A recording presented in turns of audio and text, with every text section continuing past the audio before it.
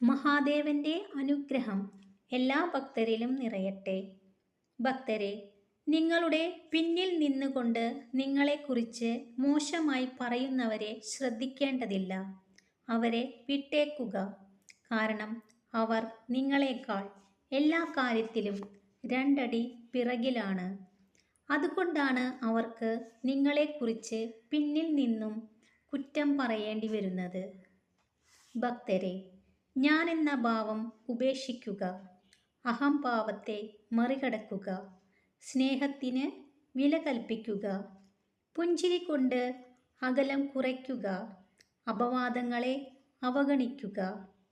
നിങ്ങളുടെ മനസ്സിന് എന്തിനേയും താങ്ങാൻ കരുത്തുണ്ടെങ്കിൽ ശരീരം താനേ ലക്ഷ്യത്തിലേക്ക് കുതിക്കും. എന്നാൽ മനസ്സിന് കരുത്തില്ലെങ്കിൽ ശരീരം എത്ര ബലവത്തായിട്ടും കാര്യമില്ല. മറ്റൊരാളുടെ കുറവുകൾ ചൂണ്ടിക്കാട്ടി അയാളുടെ വില കുറയ്ക്കുമ്പോൾ ഒന്നോർക്കുക, ആ കുറവുകൾ ആർക്കും വന്നേക്കാം. കാരണം എല്ലാവരും മനുഷ്യരാണ്. നിങ്ങളുടെ ഓരോരുത്തരുടെയും ജീവിതം വളരുന്നതും താഴ്ന്നു പോകുന്നതും നിങ്ങളുടെ ധൈര്യവും ആത്മവിശ്വാസവും എത്രത്തോളം ഉണ്ടോ അതിനനുസരിച്ചായിരിക്കും. സംശയം നിങ്ങളുടെ ഹൃദയത്തിൽ നിറയാൻ അനുവദിക്കരുത്. അത് കാലക്രമേണ നിങ്ങളുടെ ബന്ധങ്ങളെ തകർക്കും. നിങ്ങളെ സങ്കടപ്പെടുത്തുകയും ഒറ്റപ്പെടുത്തുകയും ചെയ്യും. പരിഗണന എന്നത് അധികമാരിൽ നിന്നും കിട്ടാത്ത അമൂല്യമായ കാര്യമാണ്. അത് തരുന്നവരെ നഷ്ടപ്പെടുത്താതെ ആത്മാർത്ഥമായി ചേർത്ത് പിടിക്കുക. ഭക്തരെ, എപ്പോഴും വേദനിക്കുന്ന ഹൃദയം പെട്ടെന്നൊന്നും തകരില്ല. എല്ലാ ദുഃഖങ്ങളെയും അതിജീവിക്കാൻ അത് കരുത്ത് നേടിയിരിക്കും.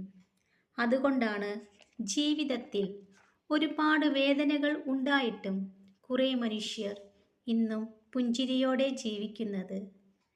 നിങ്ങളെ ആവശ്യമില്ലാത്തവർക്ക് വേണ്ടി ഒരിക്കലും ഒരു സമയത്തിനപ്പുറം കരയുകയോ കാത്തിരിക്കുകയോ ചെയ്യരുത്. വിഷമങ്ങൾ നേരിടുമ്പോൾ ക്ഷമയാണ് ധീരത.